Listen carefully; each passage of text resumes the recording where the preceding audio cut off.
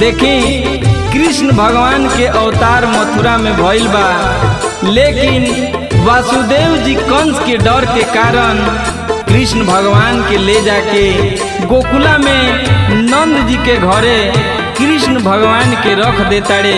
मैया यशोदा सुतल बाड़ी, जब नींद खुलता त लल्ला के दर्शन पाके बड़ा खुश भइली।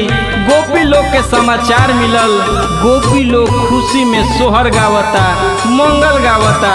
कैसे? मथुरा में कृष्ण जी जन्म ले, गोकुला में भइल बसो। मथुरा में कृष्ण जी जन्म ले, गोकुला में भइल बसो। नंद घरे हो खेला सोहर, नंद घरे हो खेला सोहर। पलना झूले ले माखन चोर, नंद घरे हो खेला सोहर। पलना झूले ले माखन चोर, नंद घरे हो खेला सोहर।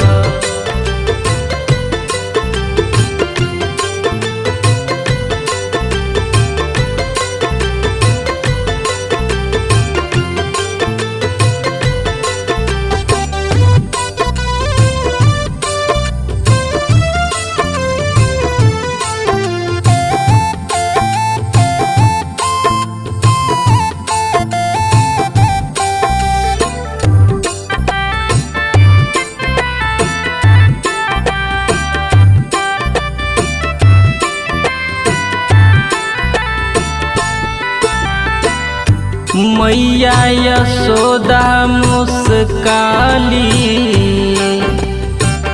अरे मैया यशोदा मुस्काली। मैया यशोदा मुस्काली, पलना में मुस्के किशोर। नंद घरे हो खेला सोहर, नंद घरे हो खेला सोहर।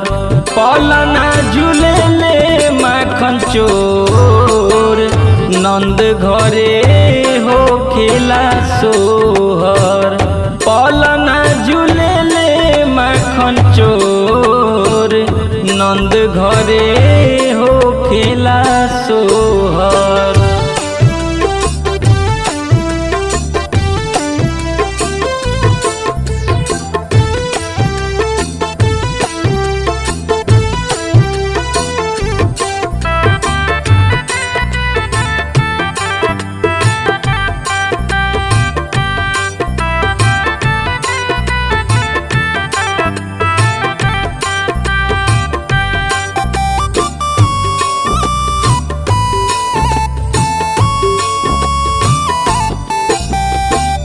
हर से गौआ नगरिया,